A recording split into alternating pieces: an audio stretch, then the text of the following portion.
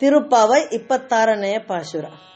மாலே மணிவண்ண மார்கழி நீராடுவான் மேலையார் சைவனகள் வேண்டுவன கேட்டியேல் ஈழத்தை எல்லாம் நடுங்க முரல்வன பாலன்ன வண்ணத்து உன் பாஞ்சஜன்யமே போல்வன சங்கங்கள் போய் பாடுடையனவே ஷாலப் பெரும் பறையே பல்லாண்டிஷைப்பாரே கோல விளக்கே கொடியே விதானமே ಆಲಿನಿಲ್ಲಯ್ಯಾಯ್ ಅರುಳೇಲೋರೆಂಬಾವಾಯ್.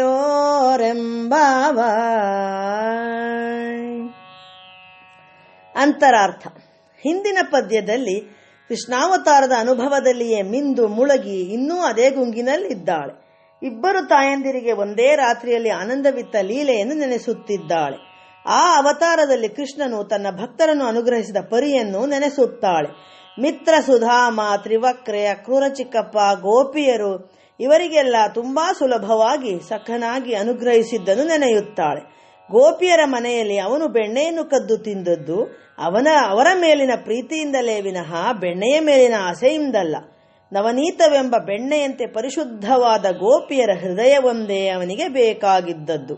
ಆ ಗುಣವೇ ಅವಳ ಮನಸ್ಸನ್ನು ಆರ್ದ್ರವಾಗಿಸಿದೆ. ಈಗ ಮಾಲೆ ಎನ್ನುತ್ತಾಳೆ. ಮಾಲ್ ಎಂದರೆ ಭಕ್ತರಲ್ಲಿ ಆಶ್ರಿತರಲ್ಲಿ ಅತಿಯಾದ ಪ್ರೀತಿಯನ್ನು ಉಳ್ಳವನು ಎಂದರ್ಥ. ವ್ಯಾಮೋಹವುಳ್ಳವನಂತೆ ಭಗವಂತ ತನ್ನಲ್ಲಿ ಪ್ರೀತಿ ಉಳ್ಳವರಲ್ಲಿ. ಅಂಥ ಭಗವಂತನನ್ನು ಮುದ್ದಿನಿಂದ ಕರೆಯುವ ಹೆಸರೇ ಮಾಲೆ ಎಂಬುದು. ಒಂದು ಕ್ಷಣ ತಿರುಮಾಲ್ ಇರುಂ ಶೋಲೈ ಎಂದು ಖ್ಯಾತವಾಗಿರುವ ಮಧುರೆಯ ಸಮೀಪದ ಊರಿನ ಕಳ್ಳಳಗರ್ ಎಂದು ಪ್ರಸಿದ್ಧನಾದ ಸುಂದರರಾಜನನ್ನು ನೆನೆಯುತ್ತದೆ. ಅಳಗನ್ ಎಂದರೆ ಸುಂದರ ಎಂದರ್ಥ. ಗೋದೆಗೆ ಅದೇಕೋ ಈ ದೇವರಲ್ಲಿ ಬಲು ಮೋಹ. ಅವನಿಗಲ್ಲವೇ ಅವಳು 100 ಕೊಡದಷ್ಟು ಸಕ್ಕರೆ ಪೊಂಗಲನ್ನು, ಅದು ಬೆಣ್ಣೆ, ತುಪ್ಪ, ಗೋಡಂಬಿ, ದ್ರಾಕ್ಷಿ, ಏಲಕ್ಕಿ ಮುಂತಾದ ಪರಿಕರಗಳನ್ನು ದಂಡಿಯಾಗಿ ಸುರಿದು ಮಾಡಿದ ಸಿಹಿ ಪೊಂಗಲನ್ನು ಸಮರ್ಪಿಸುವೆನೆಂದು ಹರಕೆ ಹೊತ್ತಿದ್ದಳು. ತಾನು ನೀಡುವ ಈ ನೈವೇದ್ಯವನ್ನು ಅವನು ಎಂದು ಸ್ವೀಕರಿಸುವನೋ ಎಂದು ಕನಸು ಕಂಡಿದ್ದಾಳೆ ಗೋದೆ. ಮಣಿವಣ್ಣ ಎಂದು ಪ್ರೀತಿಯಿಂದ ಕರೆಯುತ್ತಾಳೆ. ಮಣಿ ಎಂದರೆ ಸಾಲಿಗ್ರಾಮ. ಅದರಂತೆ ಕಪ್ಪು ಬಣ್ಣದ ಕೃಷ್ಣನ ಮೇಲೂ ಅವನ ಕಪ್ಪು ಬಣ್ಣದ ಮೇಲೂ ಅವಳಿಗೆ ಬಲು ಮೋಹ. ಈ ಸಂಬೋಧನೆ ಕೃಷ್ಣನಿಗೂ ಬಲು ಇಷ್ಟ. ಇಷ್ಟು ಹೊತ್ತು ಅವನನ್ನು ಹಲವಾರು ಬಗೆಯಲ್ಲಿ ಕೊಂಡಾಡಿದ್ದಾರೆ ಗೋದೆ ಮತ್ತು ಗೋಪಿಯರು. ನಿಮಗೇನು ಬೇಕಮ್ಮ ಎಂದು ಕೃಷ್ಣ ಕೇಳಿದಾಗಲೆಲ್ಲ ನಿನ್ನ ಕೈಂಕರ್ಯವೇ ನಾವು ಬೇಡುವವರ, ಅದನ್ನೇ ಕೊಡು ಸಾಕು ಎಂದು ಕೇಳಿದ್ದೂ ಆಯಿತು. ಕೃಷ್ಣನು ಕೊಟ್ಟೆ ಎಂದು ಹೇಳಿ ಆಯಿತು. ಆದರೆ ಅದೇನು ಸಾಧಾರಣ ವಸ್ತುವೆ ಕೊಡಲು ತೆಗೆದುಕೊಳ್ಳಲು? ಈಗ ಗೋದೆ ವಿವರಿಸುತ್ತಾಳೆ. ಕೃಷ್ಣ, ನಿನ್ನನ್ನು ಸ್ತೋತ್ರ ಮಾಡಿ ಭಜನೆ ಹಾಡಿ ನಾವು ಆನಂದಿಸಿ ನಿನ್ನನ್ನೂ ಪ್ರಸನ್ನಗೊಳಿಸುವುದೇ ನಮ್ಮ ಮುಖ್ಯ ಕೈಂಕರ್ಯ. ಅದನ್ನೇ ಸದಾ ಮಾಡುತ್ತಿರುವಂತೆ ನಮಗೆ ಅನುಗ್ರಹ ಮಾಡು ಎನ್ನುತ್ತಾರೆ. ಕೃಷ್ಣ, ನೀವು ಭಜನೆ ಮಾಡುವುದಕ್ಕೆ ನನ್ನ ಅನುಮತಿ ಏಕಮ್ಮ, ನಿಮಗೆ ತೋಚಿದಂತೆ ಮಾಡಿಕೊಳ್ಳಿ ಎನ್ನುತ್ತಾನೆ. ಸಂಭಾಷಣೆ ಹೀಗೆ ಮುಂದುವರಿಯುತ್ತದೆ. ಗೋದೆ, ಹಾಗಲ್ಲ ಕೃಷ್ಣ, ಭಜನೆಗೂ ಒಂದು ಕ್ರಮ ಇದೆ. ನಾವು ಮಾಡಿದ ಭಜನೆ ನಿನಗೂ ಕಿವಿಗಿಂಪಾಗಿರಬೇಕು, ಕೇಳುವ ಇತರರಿಗೂ ಹಿತವಾಗಿರಬೇಕು. ಅದಕ್ಕೆ ಕೆಲವು ಸಲಕರಣೆಗಳು ಬೇಕು, ನುಡಿಸಲು ವಾದ್ಯಗಳು ಬೇಕು ಅಲ್ಲವೇ? ಎಲ್ಲವನ್ನೂ ನೀನೇ ನೀಡಬೇಕು. ಕೃಷ್ಣ, ಸರಿ, ಅದೇನೇನು ಹೇಳಮ್ಮ. ಗೋದೆ, ನಾವು ಅರಿಯದ ಮುಗ್ಧೆಯರು ಕೃಷ್ಣ. ಹೀಗೆ ಮಾರ್ಗಶಿರದ ಚಳಿ ನಸುಕಿನಲ್ಲಿ ವ್ರತವನ್ನು ಮಾಡಬೇಕೆಂದು ಹಿರಿಯರು ಹೇಳಿದ್ದನ್ನು ಕೇಳಿ ನಾವು ಮಾಡತೊಡಗಿದ್ದೇವೆ. ಎಂದಿನಂತೆ ಇಂದು ಚಳಿಯಾದರೂ ನದಿಯಲ್ಲಿ ಸ್ನಾನ ಮಾಡಿ ಬಂದಿದ್ದೇವೆ. ಆದರೆ ಮಡಿ, ಮೈಲಿಗೆ, ಆಚಾರ, ಅನುಷ್ಠಾನ ಇವೆಲ್ಲವನ್ನೂ ನಾವರಿಯೆವು. ನಮ್ಮನ್ನು ಮೊದಲು ಕ್ಷಮಿಸು. ಕೃಷ್ಣ, ಪೀಠಿಕೆ ಸಾಕು ಗೋದೆ. ನೀನು ತಿಳಿಯದವಳೆಂದು ಪದೇ ಪದೇ ಹೇಳಿದ್ದನ್ನು ಕೇಳಿಯೇ ತಲೆ ಚಿಟ್ಟು ಹಿಡಿದಿದೆ. ಎಲ್ಲಾ ತಿಳಿದವರಿಗಿಂತಲೂ ಚೆನ್ನಾಗಿಯೇ ಮಾತನಾಡುತ್ತೀಯೆ. ನಿನ್ನ ಪ್ರೀತಿಯೊಂದೇ ಸಾಕು, ಮೆಚ್ಚಿದ್ದೇನೆ. ಏನು ಬೇಕೋ ಕೇಳು. ಈಗ ಗೋದೆ ಭಜನಾಗೋಷ್ಠಿಗೆ ಬೇಕಾಗುವ ಒಂದೊಂದನ್ನೇ ಕೇಳತೊಡಗುತ್ತಾಳೆ. ಕೃಷ್ಣ, ಭಜನೆ ಪ್ರಾರಂಭಿಸುವ ಮೊದಲು ಶಂಖ ಊದುವ ಕ್ರಮ ಒಂದಿದೆಯಲ್ಲ. ಹಿಂದೆ ಕುರುಕ್ಷೇತ್ರದ ಯುದ್ಧ ಆರಂಭವಾಗುವ ಮೊದಲು ನೀನು ನಿನ್ನ ಪಾಂಚಜನ್ಯವನ್ನು ಊದಿ ನಂತರ ನಿನ್ನ ಪ್ರಿಯ ಸಖ ಅರ್ಜುನನಿಗೆ ಗೀತೆ ಎಂಬ ಅಮೃತವನ್ನು ಉಪದೇಶಿಸಿದೆ ಅಂತಲ್ಲ. ಆ ಶಂಖನಾದರೂ ಶತ್ರುಗಳ ಹೃದಯವನ್ನೇ ಭೇದಿಸಿತೆಂದು ಹೇಳಿದ್ದಾರಲ್ಲ. ಜಗತ್ತನ್ನೇ ನಡುಗಿಸುವ ಭೋಂಕಾರ ಮೊಳಗಿಸುವ ನಿನ್ನ ಪಾಂಚಜನ್ಯದಂತಹ ಬಿಳಿಯ ಶಂಖಗಳನ್ನೇ ನಮ್ಮೊಬ್ಬೊಬ್ಬರಿಗೂ ನೀನು ನೀಡಬೇಕು. ಎರಡನೆಯದಾಗಿ ತಾಳವಾದ್ಯವೊಂದನ್ನು ನೀಡೆಂದು ಅಂದಿನಿಂದ ನಾವು ಕೇಳುತ್ತಾ ಬಂದಿದ್ದೇವಲ್ಲ. ಅದು ಚಿಕ್ಕ ಖಂಜಿರದಂಥ ವಾದ್ಯವನ್ನಲ್ಲ, ಭೇರಿ ನಗಾರಿಯಂತೆ ದೊಡ್ಡದಾಗಿ ಶಬ್ದ ಮಾಡುವ ವಾದ್ಯವನ್ನು, ಮೃದಂಗಗಳನ್ನು ನಾವು ಬೇಡುವುದು. ಅದರ ನಾದವು ಎಷ್ಟು ದೂರಕ್ಕೂ ಕೇಳುವಂತೆಯೂ ಕಿವಿಗೆ ಹಿತವಾಗಿಯೂ ಇರಬೇಕು. ಇನ್ನು ಭಜನೆಗೆ ಆರಾಧ್ಯ ದೈವ ನೀನೆ. ನಿನ್ನ ಮುಂದೆ ಜ್ಯೋತಿ ಬೆಳಗು ದೀಪಗಳು ಬೇಕು. ಎಲ್ಲರೂ ಬೆಳಗಲು ಬೇಕಾಗುವಷ್ಟು ದೀಪಗಳು. ಆ ದೀಪಗಳ ಬೆಳಕಿನಲ್ಲೇ ನಾವು ನಿನ್ನನ್ನು ಕಾಣಬೇಕು. ನಾವೆಲ್ಲರೂ ಅರಿಶಿಣ, ಕುಂಕುಮ, ಪುಷ್ಪ, ಗಂಧ ಮುಂತಾದ ಮಂಗಳ ದ್ರವ್ಯಗಳೊಡನೆ ದೀಪಗಳನ್ನೂ ಕೈಯಲ್ಲಿ ಹಿಡಿದು ಮೆರವಣಿಗೆಯಲ್ಲಿ ಬರುವೆವು. ಜೊತೆಗೆ ನೀನು ನೀಡುವ ಶಂಖಗಳು ಬೇರೆ.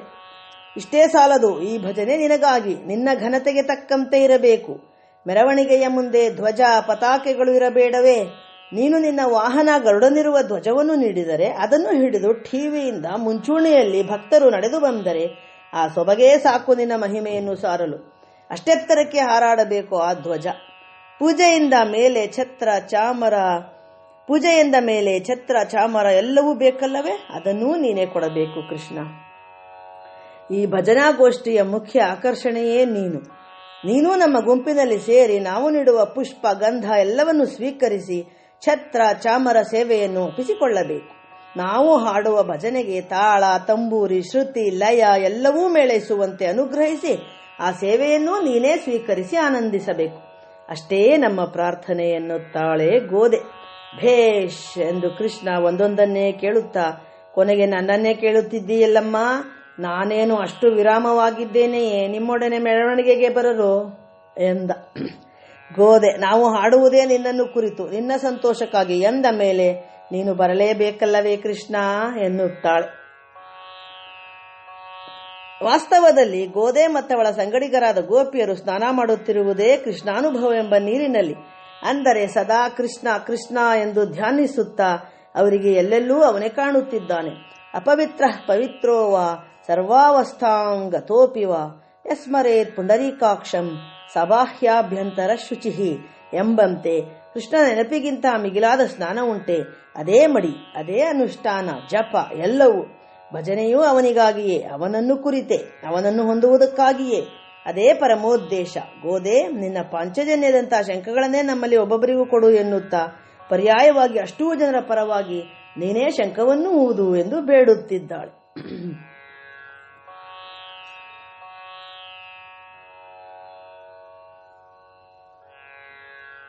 ಗೋದೆಯು ಗೋಪಿಯರು ಮಾಡುತ್ತಿರುವುದು ಕಾತ್ಯಾಯನಿ ವ್ರತ. ಅದನ್ನು ಮಾಡಬೇಕಾದ್ದೇ ಮಾರ್ಗಶಿರ ಮಾಸದಲ್ಲಿ. ಅದು ಮದುವೆಯಾಗದ ಕನ್ಯೆಯರು ಮಾಡುವ ವ್ರತ, ಒಳ್ಳೆಯ ಪತಿಯ ಪ್ರಾಪ್ತಿಗಾಗಿ.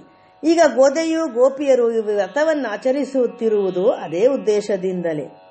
ಆದರೆ ಪತಿಯಾಗಿ ಬೇರಾರನ್ನೂ ಕೊಡು ಎಂದು ಬೇಡಿ ಅಲ್ಲ, ಕೃಷ್ಣನನ್ನೇ ಪತಿಯಾಗಿ ಕೊಡು ಎಂದು ಅವನ ತಂಗಿಯಾದ ಕಾತ್ಯಾಯನಿ ಗೌರಿಯನ್ನು ಬೇಡಿಕೊಂಡೇ ಈ ವ್ರತವನ್ನು ಒಬ್ಬೊಬ್ಬ ಗೋಪಿಯು ಆಚರಿಸುತ್ತಿದ್ದಾಳೆ.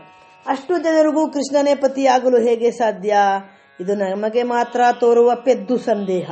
ಈಗಾಗಲೇ ಅವನಿಗೆ 16,008 ಪತ್ನಿಯರಿಲ್ಲವೇ? ಎಲ್ಲರನ್ನೂ ತನ್ನ ಯೋಗ ಶಕ್ತಿಯಿಂದಲೇ ಸಂತೋಷಪಡಿಸುತ್ತಿದ್ದಾನೆಂದು ನಾರದರು ದ್ವಾರಕೆಗೆ ಹೋಗಿ ನೋಡಿಕೊಂಡು ಬಂದಿದ್ದನ್ನು ಗೋದೆ ಕೇಳಿಯೇ ಬಲ್ಲಳು. ಅದನ್ನು ಕೇಳಿದಾಗಲಿಂದಲೇ ಅವಳಿಗೂ ಕೃಷ್ಣನೇ ಪತಿಯಾಗಬೇಕೆಂಬ ಆಸೆ. ಅಂತೆಯೇ ಅವಳ ಸ್ನೇಹಿತರಿಗೂ. ತಪ್ಪೇನಿಲ್ಲ. ಪತಿ ಎಂದರೆ ಲೌಕಿಕ ಭಾವದಲ್ಲೂ ಸರಿ. ಅಷ್ಟೇ ಅಲ್ಲ, ನಮಗೆಲ್ಲರಿಗೂ ಪತಿ ಅವನೊಬ್ಬನೇ. ಅವನೇ ಪುರುಷ, ಪರಮಪುರುಷ. ಪರಮ ಪುರುಷಾರ್ಥವನ್ನು ಅಂದರೆ ಮೋಕ್ಷವೆಂಬ ಸಾಯುಜ್ಯವನ್ನು ಕೊಡುವ ಪತಿ. ನಾವು ತಿರುಪ್ಪಾವೈ ಎಂಬ ವ್ರತವನ್ನು ಕೃಷ್ಣನ ಸಾಯುಜ್ಯವನ್ನು ಹೊಂದುವುದಕ್ಕಾಗಿಯೇ ಮಾಡಬೇಕಲ್ಲವೇ? ಇನ್ನೂ ಸ್ವಲ್ಪ ಆಳವಾಗಿ ಅಥವಾ ಬೇರೊಂದು ರೀತಿಯಲ್ಲಿ ನೋಡಿದಾಗ ಭಗವಂತನಂತೆಯೇ ಆಚಾರ್ಯರು ಶಿಷ್ಯರಲ್ಲಿ ವಾತ್ಸಲ್ಯವುಳ್ಳವರು. ಅವರನ್ನೂ ಮಾಲೆ ಎಂದು ಕರೆಯಬಹುದು. ಗೋದೆ ಬೇಡುವ ಶಂಖಗಳೇ ವೇದಘೋಷ, ತಮಿಳು ವೇದದ ಘೋಷ, ಸ್ತೋತ್ರಗಳ ಝೇಂಕಾರ, ಹಾಡುಗಳ ಮಧುರ ನಾದ, ಗುರುಗಳ ಉಪದೇಶಗಳೇ ಕಣ್ತೆರೆಸುವ ದೀಪಗಳು. ಅಂಥ ಶಂಖ ಬೇಕು ಎಂಬುದನ್ನು ಗುರುಗಳ ಕೈಯಿಂದ ಶಂಖ ಚಕ್ರಾಂಕನ ಆಗಬೇಕೆಂದು ತಿಳಿಯಬಹುದು. ಕೋಲವಿಳಕ್ಕು ಎಂದರೆ ದೀಪಲಕ್ಷ್ಮಿ, ಲಕ್ಷ್ಮೀದೇವಿ. ಅವಳ ಅನುಗ್ರಹವಿಲ್ಲದೆ ಭಗವಂತನ ದರ್ಶನವಾಗದು. ಗರುಡಧ್ವಜ ಬೇಕು ಎಂದರೆ ಗರುಡನ ಅಂಶವಾದ ಪೆರಿಯಾಳ್ವಾರರೇ ಬಂದು ಈ ಗೋಷ್ಠಿಯ ಮುಂಚೂಣಿಯಲ್ಲಿರಬೇಕೆಂದು ಗೋದೆಯ ಆಸೆ. ವಿತಾನಮೆ ಎಂದರೆ ಬೀಸಣಿಕೆ, ಅದರ ಕೆಲಸ ಗಾಳಿ ಬೀಸುವುದು. ಆ ಕೆಲಸವನ್ನು ಶ್ರೀವೈಕುಂಠದಲ್ಲಿ ಮಾಡುತ್ತಿರುವವನು ಆದಿಶೇಷ. ಅವನ ಅಂಶದ ಶ್ರೀರಾಮಾನುಜರೇ ನಮ್ಮ ಗೋಷ್ಠಿಯಲ್ಲಿ ಸೇರಲಿ ಎಂದು ಒಂದು ಪ್ರಾರ್ಥನೆ. ಆಲದೆಲೆಯಲ್ಲಿ ಮಲಗಿರುವಂತೆ ವಟಪತ್ರಶಾಹಿಯಾಗಿಯೇ ಗೋದೆಯ ಅವತಾರ ಸ್ಥಳವಾದ ಶ್ರೀವಿಲ್ಲಿ ಪುತ್ತೂರಿನಲ್ಲಿ ಮಲಗಿರುವ ರಂಗನಾಥನನ್ನು ನಾವು ನಮ್ಮನ್ನು ಅನುಗ್ರಹಿಸುವಂತೆ ಗೋದೆಯನ್ನೇ ಮುಂದಿಟ್ಟುಕೊಂಡು ಪ್ರಾರ್ಥಿಸೋಣ.